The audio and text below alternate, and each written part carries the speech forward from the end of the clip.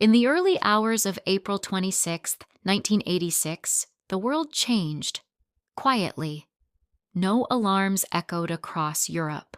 No warnings were broadcast, only a faint tremor, a flash of impossible light, and a sound that witnesses later described as the sky tearing open. At 1:23 a.m., inside reactor number 4 of the Chernobyl nuclear power plant, something happened that Soviet science claimed was impossible. A reactor didn't just fail, it exploded. This is the story of that night, the decisions, the confusion, the lies, and the moments that pushed an entire region toward the brink of a catastrophe unlike anything before. The events of this night began much earlier, hours before the explosion, with a delayed safety test. Operators inside the control room were tired. Schedules were changed. Warnings were missed. And under pressure from Moscow, the test proceeded. Reactor 4 was unstable.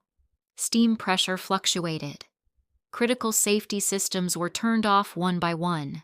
It was a sequence of errors wrapped inside a system that refused to admit mistakes. Inside the control room, the atmosphere was tense but routine. No one imagined what was coming.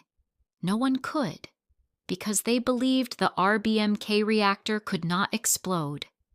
They believed it was safe. They believed the system was unbreakable. They were wrong. 1:23 a.m. The moment stamped into history. A roar erupted beneath the reactor. Control rods jammed halfway. A blinding flash burst upward. The 2,000-ton reactor lid was hurled into the night like a child's toy. The impossible had happened. A nuclear reactor had exploded. Chunks of graphite, hardened radioactive carbon, rained across the plant grounds like burning hail. A blue beam of ionized air shot into the sky, a pillar of deadly light. Neighbors in the city of Pripyat would later say it looked beautiful. It wasn't. That blue glow was radiation, massive, lethal, invisible. Within minutes, firefighters arrived. Young men, most in their 20s, expecting a routine electrical fire. They wore no protective gear, no masks, no radiation suits, because no one told them the truth. They climbed onto the very roofs littered with superheated graphite. Some picked up pieces with their bare hands, unaware they were holding fragments capable of delivering fatal doses in seconds. Witnesses say their skin reddened instantly. Metallic tastes filled their mouths. Some felt dizzy, but they kept working. Their bravery prevented a far greater fire. But their lives were already ending. They just didn't know it. Just 3 kilometers away, the city of Pripyat slept. A young couple watched the strange glow rising above the plant. Children went to windows, curious about the fireworks. Residents stood on bridges mesmerized by the sight. They didn't know they were watching a radioactive storm. No evacuation order came. No warning, only confusion. While radiation levels soared thousands of times beyond safe limits, life in Pripyat continued normally. People went to work. Shops opened. Children went to school. The invisible danger seeped into everything: air, water, food, clothing. And still, silence. The system insisted nothing was wrong.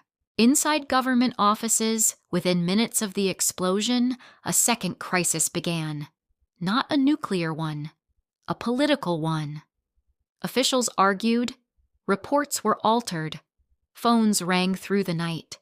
Evacuation was delayed. Radiation levels were minimized. Truth was buried under layers of fear and bureaucracy. The Soviet Union believed disasters could not happen. Therefore, they did not. For nearly 36 hours, the population remained exposed, even as the reactor burned, even as radiation alarms failed. even as the truth grew harder to hide. Chernobyl was no longer an accident. It was evolving into a catastrophe, and the world still didn't know. By the time dawn broke over the smoldering ruins of Reactor 4, the truth could no longer stay hidden. Radiation detectors in Sweden, Poland, and Germany began screaming. Something horrific had happened in the Soviet Union, and inside Chernobyl, inside the burning core, a second, even more devastating explosion was building. A blast that could have poisoned half of Europe if someone didn't stop it.